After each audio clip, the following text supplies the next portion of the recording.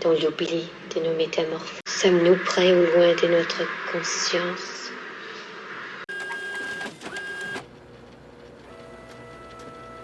Franz Kafka is one of those writers whose name has become an adjective, Kafkaesque. It's a word we use to describe anything that feels bizarre, oppressive, or like an endless, maddening struggle against an incomprehensible system. And that's exactly the world Kafka painted in his stories. Places where ordinary people face impossible situations and wrestle with forces they can't understand or escape. Born in Prague in 1883, Kafka lived a quiet, almost painfully self-contained life. By day, he worked as an insurance clerk. By night, he wrote stories that captured the loneliness, fear, and absurdity of modern existence. He never sought fame. In fact, he asked his best friend, Max Brod, to burn all his manuscripts after his death. Thankfully, Brod didn't listen, and Kafka's work went on to shape literature like few others have. If you've read The Metamorphosis, you know Kafka's style. A man wakes up one morning to find he's turned into a giant insect, and somehow the most unsettling part is in the transformation itself. It's how everyone around him reacts. That's the genius of Kafka, his ability to make the surreal feel disturbingly real and to find profound truths in the absurd.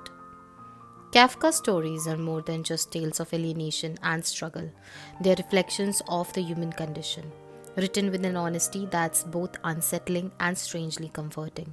Whether you see his work as a critique of bureaucracy, a dive into existential dread, or just a mirror for our own fears, Kafka's voice remains as relevant and haunting as ever.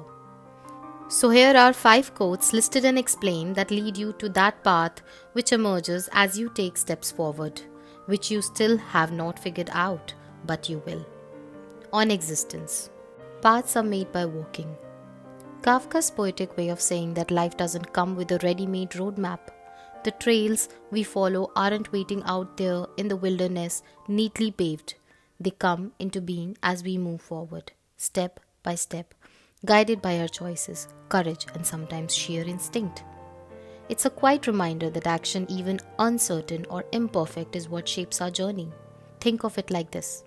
When you stand at the edge of a forest, there's no clear route ahead. The first hesitant step might feel awkward, the second, unsure. But as you keep walking, the underbrush gives way and a path begins to form. Kafka invites us to trust in that process. The journey doesn't reveal itself until you take that first step into the unknown. This idea is both liberating and daunting. There's no right way to live, no universal blueprint to follow, but there's an immense power in knowing that your steps, however tentative, create something entirely unique. Kafka's words encourage us to be the trailblazers of our own lives, proving that paths don't wait to be found, they wait to be made. On struggles and inner conflict. I am a cage in search of a bird. Kafka's enigmatic quote points a haunting picture of longing, contradiction, and the human condition. A cage is inherently defined by what it contains, yet here it is empty, seeking, yearning, incomplete without its purpose. This image brims with layers of meaning. A cage built to hold and contain becomes purposeless without its inhabitant, embodying a restless yearning for fulfillment. It symbolizes the human condition, our soul or mind, as a vessel designed for meaning, love, or connection, yet often left empty, searching for what completes it. The cage's quest for a bird flips the idea of captivity, suggesting that we crave purpose, even if it confines us. It's a reflection on the beauty and ache of desire, where the act of seeking becomes its own form of existence. Desire can be both beautiful and burdensome. The cage isn't passive, it actively seeks its counterpart, yet its very nature might doom it to eternal longing. It echoes the human experience of yearning for something we can't quite grasp or keep. On isolation and human condition, you are free, and that is why you are lost. The paradoxical nature of freedom, the boundless possibilities it offers, can also lead to profound uncertainty and disorientation. When there are no rules, paths, or constraints dictating your choices, the responsibility of deciding who you are and where to go becomes overwhelming. Freedom, in this sense, is both liberating and isolating. Without external guidance, you're left to navigate life's vast expanse on your own, grappling with the weight of endless options and the fear of choosing the wrong. It reflects the existential dilemma of modern life. We long for freedom, yet when we attain it, we realize it comes with the price of directionlessness. Kafka's words suggest that freedom isn't just about the absence of constraints, it's also about finding meaning in the chaos it brings. True liberation might require the courage to forge your own path in the midst of feeling lost. On the absurdity of life, start with what is right rather than what is acceptable. This is a call to prioritize integrity and principles over conformity and societal norms. A reminder that what is widely accepted isn't always just, true, or meaningful. Acceptability often caters to convenience, fear of judgment, or the status quo, while doing what's right demands courage, conviction, and sometimes going against the grain. Imagine standing at a fork in the road. One path is well trodden, smooth, and lined with signs of approval from the world around you.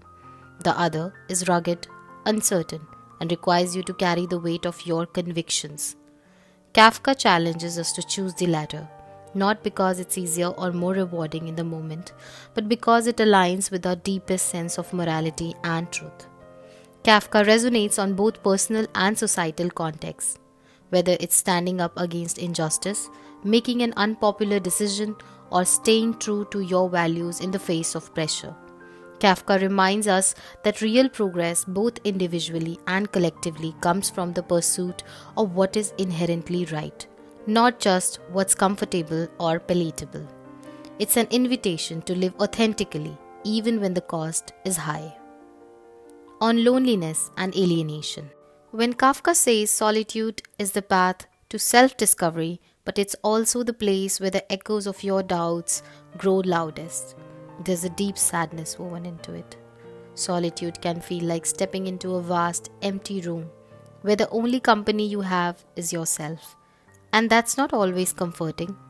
It's in the quiet moments away from the world that your doubts rise up like shadows on the walls, whispering questions you're not sure how to answer. You might set out hoping to find clarity, but instead you find the weight of your insecurities pressing down harder than ever. All the thoughts you have been avoiding, the fears, the regrets, the what-ifs, they swell in the silence, echoing endlessly. Solitude isn't just peaceful isolation. It's also a reminder of how lonely it can feel to truly face yourself. And yet, there's no other way to know who you are. The sadness of solitude is that it forces you to confront not only the beauty of your inner world, but also its cracks and darkness. It's a heavy truth. To discover yourself, you have to sit with your doubts and let them speak, no matter how loud they get.